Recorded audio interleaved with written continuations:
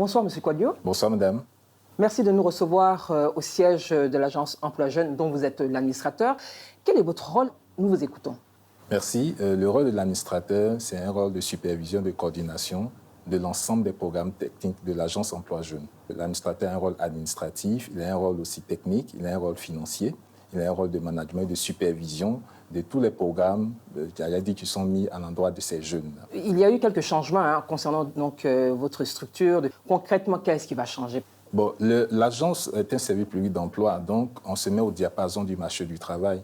D'abord, il faut attaquer tout de suite ces programmes-là. Il faut faire une revue de ces programmes pour nous assurer que ces programmes collent aux réalités du marché du travail. Donc, il y a une revue de ces programmes-là. On fait une bonne évaluation de nos différents programmes pour nous assurer que l'ensemble des programmes que nous mettons en œuvre favorisent l'employabilité de ces jeunes-là. Mais concrètement?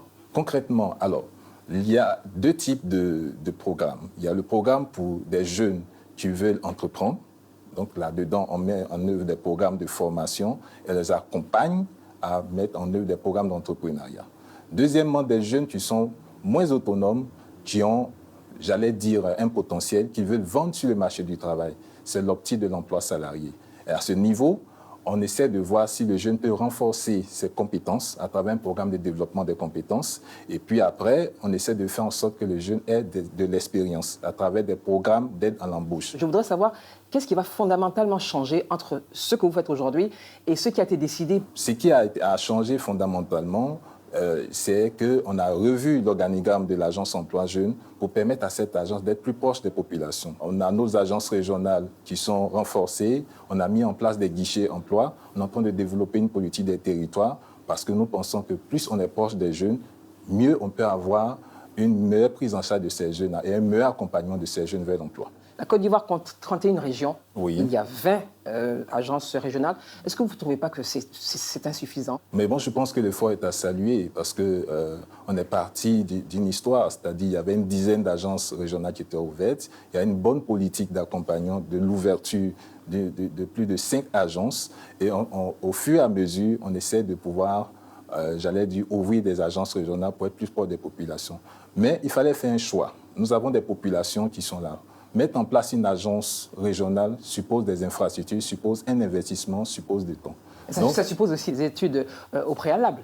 Bien sûr, mais il y a des études au préalable puisqu'on a la cartographie qui tient compte de la taille de la population dans les différentes régions, qui tient compte aussi des potentialités économiques de ces régions-là. Mais en attendant de pouvoir mettre ces agences dont il faut construire, il faut acquérir du terrain ou bien il faut trouver des bâtiments pour les locations. Nous avons joué sur une politique de proximité, notamment à travers des guichets emploi. Mais je tenais à vous dire que ces 20 agences régionales arrivent à couvrir l'ensemble des régions. Et l'objectif, c'est de faire en sorte que chaque région soit couverte par une agence régionale.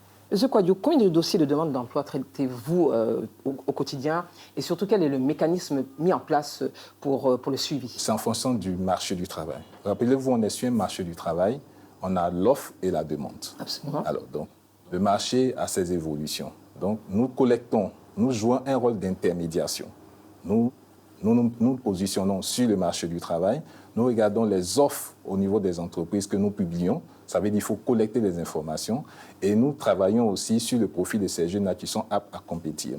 Ce que je peux vous dire déjà, on a une plateforme technologique qui enregistre près de 400 000 jeunes dont les profils sont déjà faits et référencés à des conseillers emploi. Donc, c'est en fonction du marché du travail et des offres que les entreprises nous proposent que nous puissions faire ce rapprochement au niveau de ces jeunes. Vous avez quand même quelques statistiques, je dirais, par jour. Déjà, même par mois, c'est une dizaine de milliers d'opportunités. Déjà, je pourrais aussi signifier qu'on a pu collecter près de 30 000 opportunités. Mais encore, ces offres, il faut les analyser, les traiter, faire en sorte que ces offres-là soient véritablement réelles et permettent aux jeunes de se trouver une place au soleil. Il faut une cohérence entre l'offre et les formations. Tout à fait, parce qu'on est sur un marché de travail. Et voilà pourquoi on met des rubriques en place telles que le développement des compétences. Parce que les jeunes, les primo-demandeurs d'emploi, n'épousent pas tout de suite les besoins réels du marché du travail. Donc, ce qu'il faut faire, il faut soit développer leurs compétences ou bien les mettre en situation de stage pour qu'ils aient au moins 1 an d'expérience pour pouvoir mieux se familiariser à l'esprit de l'entreprise.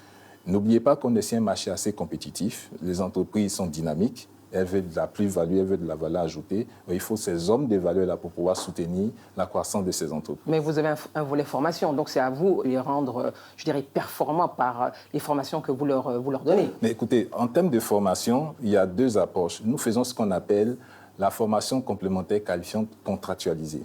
Ça veut dire, ce qu'on a mis en place, c'est des formations à la carte, taillées sur mesure, qui associent les entreprises. Parce que nous pensons que l'entreprise connaît son besoin. Il y a les formations qui sont faites à l'école, mais qui sont différentes de la réalité des entreprises. Donc, nous mettons en place des modules en fonction du besoin de l'entreprise. Donc, désormais, avec les cabinets ou bien des entreprises qui disposent d'une structure de formation, nous faisons un contrat avec ces entreprises pour nous assurer que les formations qui sont complémentaires répondent aux besoins de ces entreprises-là. On fait en sorte que ces formations soient véritablement accompagnées de stages. On fait en sorte aussi que ces formations soient le plus pratiques et prennent moins de temps. Parce que plus les formations durent, ça finit par ennuyer le jeune et puis le jeune connaît une sorte de désertion de cette formation. En parlant justement de stage, certains jeunes ont été insérés donc en entreprise, succès. En revanche, d'autres jeunes en stage sont toujours aujourd'hui en attente du paiement de leur indemnité ou des primes. Que leur répondez-vous? Bien, je voulais dire qu'on a fait beaucoup d'efforts pour pouvoir résorber ce problème. Déjà, il y avait des dettes antérieures. Je pense qu'à la fin de l'exercice 2019, nous avons fait l'effort de régler tout ce qui est paiement direct de ces jeunes. Il n'y a que des jeunes qui continuent un processus. Nous passons d'une année à une autre. Avec le mois de janvier qui est un mois tampon, je pense que des mesures sont en train d'être faites à l'ouverture de ce budget pour les prendre en charge. Donc, je voulais rassurer les jeunes sur cette question qui est délicate, qui est suivie de près par les services de l'Agence Emploi Jeunes. Monsieur Kodio, et les jeunes qui n'ont pas été placés en entreprise, que doivent-ils penser et attendre? En tant que service public d'emploi, nous jouons un rôle d'intermédiation et d'accompagnement de ces jeunes, avec une probabilité d'insertion.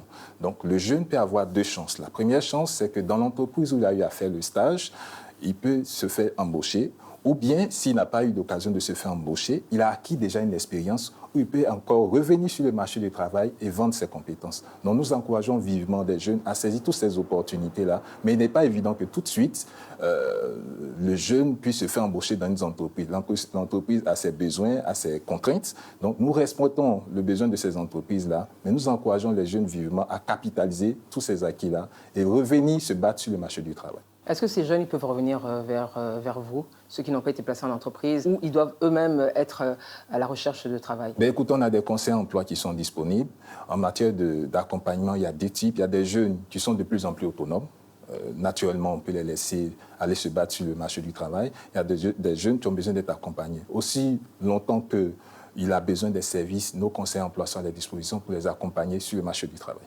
Alors, vous visez l'insertion de 500 000 jeunes entre 2019 et 2020. Aujourd'hui, où en êtes-vous? Aujourd'hui, avant d'arriver à ce chiffre de 500 000, nous avons, j'allais dire, fait une collecte d'opportunités auprès de ministères, d'institutions, d'entreprises. Et nous avons pu collecter près de 346 000 opportunités.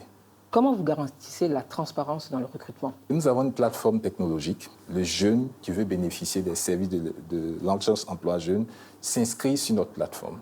Il a un numéro, il est référencé à un conseiller emploi ou à un conseiller projet. Une entreprise veut recruter 10 jeunes. Nous apportons 30 jeunes à cette entreprise. Et à partir de cela, l'entreprise elle-même, qui a le résumé des PV, des différents tests qui sont déjà faits, choisit les 10 personnes. Au final, ce n'est pas l'Agence Emploi Jeunes qui impose les jeunes aux entreprises, c'est les entreprises qui ont besoin d'un certain profil.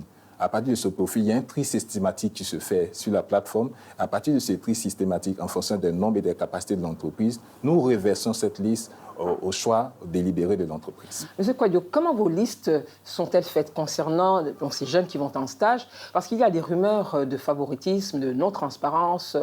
Je ne veux pas dire de parler de copinage, mais beaucoup de questions se posent. Pas du tout. Et tout le lancement de nos programmes font l'objet d'une bonne communication, d'un relais d'informations dans les différentes régions, d'un appel aux jeunes à venir postuler à ces différentes offres de services de l'Agence Emploi Jeunes. Lorsqu'il y a une sélection définitive, nous publions sur notre site Internet la liste des jeunes qui bénéficient de nos différents services. Il n'y a pas du favoritisme qui est fait. Sur un de vos programmes, oui, permis de conduire, oui. Un jeune se serait rendu donc, à l'Agence Emploi Jeunes après avoir été appelé parce qu'il aurait été sélectionné, selon ce qu'il a écrit. Et arrivé sur les lieux, donc à l'agence Emploi Jeune, il n'aurait pas vu son nom sur la liste des personnes retenues. Le mécontentement de ce jeune figure sur votre plateforme. Il y a des comités de sélection qui sont mis en place. Je ne pense pas que mes agents puissent faire des appels à des jeunes et ils n'ont pas pris la disposition de voir que son nom figure sur la liste. Quel est l'espace réservé aux personnes en situation de handicap dans vos différents projets, emploi, stage et placement en entreprise? D'abord, on a une bonne politique de genre en ce qui concerne l'agence Emploi Jeune. Au moins 30% de femmes bénéficient de nos différents services. Avec le programme que nous mettons en œuvre avec la Banque mondiale, nous avons arrêté un chiffre d'au moins 10% de personnes en situation de handicap à prendre en compte dans nos différents services. Nous ne travaillons pas seuls, nous travaillons aussi avec le ministère de l'Emploi et de la Protection sociale, avec une direction spécialisée qui prend en compte ces personnes en situation de handicap.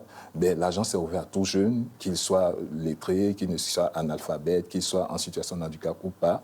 Nous sommes ouverts à toutes sortes de jeunes. Pour revenir à ces jeunes en situation de handicap, vous avez un ratio ou des secteurs dans lesquels ils auraient été réinsérés? Alors, en ce qui concerne le handicap, c'est en fonction du type d'handicap qu'on arrive à trouver le meilleur canal d'insertion du jeune.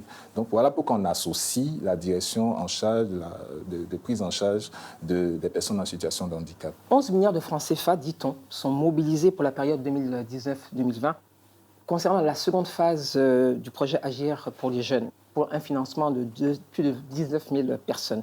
19 500 personnes. À ce jour, quel est le montant investi et combien de personnes, en réalité de jeunes, ont été touchées? En ce qui concerne Agir pour les jeunes, les montants étaient déjà mobilisés à travers nos fonds d'appui à l'insertion qui sont en tendance autour de 10 milliards, qui visent 19 500 jeunes. Je voudrais rappeler qu'on est passé lors du lancement de la première édition de Agir pour les jeunes, on était à 8 000 jeunes. Le succès de cette opération fait qu'aujourd'hui, on a un taux de remboursement de cette première édition à 84%. Ce qui a permis un bon retour sur investissement pour pouvoir mobiliser des ressources complémentaires pour pouvoir passer à échelle. Donc nous envisageons déjà dans cette deuxième édition de toucher 19 500 jeunes. Pour l'année 2020, on va passer à une centaine de milliers de jeunes à travers la mobilisation de certains bailleurs qui seront intéressés par le financement de cette opération. Alors les jeunes sont donc financés dans leur projet générateur de revenus par des établissements financiers. Quel est le taux? Dans la première édition, nous étions à 12%, oui. C'est-à-dire 1% en moyenne par mois. Et pour cette seconde phase, nous avons fait des négociations avec des banques qui ont bien voulu accompagner autour de 10%, 18% le remboursement de ces crédits-là, avec une moyenne, on pourra calculer, mensuelle à moins de 1%. Quelle est la périodicité? Au maximum 24 mois. Monsieur Kouadio, il y a des entreprises qui acceptent, on l'a vu, en leur sein des jeunes qui sont, pour certains, insérés. Vraiment, elles font de très bonnes affaires. Vous avez un commentaire par rapport à cela? Les jeunes sont une force économique. Les jeunes ne demandent qu'à avoir une expérience et ils demandent qu'à prouver. Je crois qu'un dispositif est mis en place aussi au niveau de l'ANES fiscale pour faciliter, pour encourager les entreprises à pouvoir donner ne serait-ce qu'un stage pour valider un diplôme ou bien donner de l'expérience à ces jeunes-là. Mais pour les retours que nous avons, les jeunes ont apporté beaucoup de dynamisme à ces entreprises-là. Et on entend de développer ce qu'on appelle le life skills. Pour le commun des mortels. Mais le life skills, c'est le comportement que les jeunes doivent avoir. Le comportement de la ponctualité, du respect de l'autorité, le comportement en termes de diligence dans le travail. Et je pense que ce sont ces atouts-là que nous mettons en termes de sensibilisation de nos jeunes qui vont aux entreprises, parce que c'est là qu'ils jouent une carte importante de l'insertion. Donc, pour la plupart de ces entreprises, et la majorité des PME, quand on regarde aussi, les PME ont une caractéristique. Ce sont des petites et moyennes entreprises qui ont besoin, au départ de leur mise en activité, qui ont besoin, au lieu d'avoir des ressources humaines qui coûtent très cher, qui ont besoin de s'appuyer sur des jeunes qui veulent aussi, qui coûtent pas cher et qui veulent aussi apprendre. Donc, du coup, avec une politique de développement des petites et moyennes entreprises, avec des jeunes volontaires qui veulent apporter leur meilleur sur le marché du travail, ça crée vraiment un dynamisme. Monsieur Kouadio, quelles sont les perspectives 2020 pour l'agence Emploi Jeune et surtout, quel message pour ces jeunes? Je tiens à rappeler que les services de l'agence Emploi Jeune sont entièrement gratuits et à la disposition de ces jeunes. Je veux lancer aussi un appel aux entreprises. On a besoin de plus en plus d'entreprises citoyennes, d'entreprises qui épousent cette vision. Les jeunes sont là, c'est un potentiel, c'est une richesse. On ne demande qu'à avoir des opportunités. Nous voulons travailler main dans la main, État, service public de l'agence, les entreprises, les jeunes, afin que nous nous retrouvions tous sur le champ du marché du travail et de pouvoir atteindre nos différents objectifs. Alors nous travaillons main dans la main en vue de pouvoir atteindre nos différents objectifs en Côte d'Ivoire. Merci, M. Kouadio, de vous être prêté à nos questions. C'est nous qui vous remercions. Et aussi, merci de nous avoir reçus dans votre bureau. Nous sommes au siège de l'agence Emploi Jeunes. Nous espérons avoir contribué à une meilleure compréhension du rôle que joue l'agence Emploi Jeunes. Ces jeunes constituent une frange dynamique de la population à laquelle il faut redonner espoir. Mesdames, Messieurs, merci d'avoir suivi ce magazine. Nous vous donnons rendez-vous dans 15 jours pour un autre numéro inédit de 52 minutes pour comprendre. Pour revoir l'émission de ce soir, rendez-vous sur le site de la RTI, www.rti.ci, ou sa chaîne YouTube, et bien sûr, la page Facebook de 52 minutes pour comprendre. Merci aux équipes de Soprod. Restez sur RTI 1 pour la suite des programmes. Bonne soirée à tous.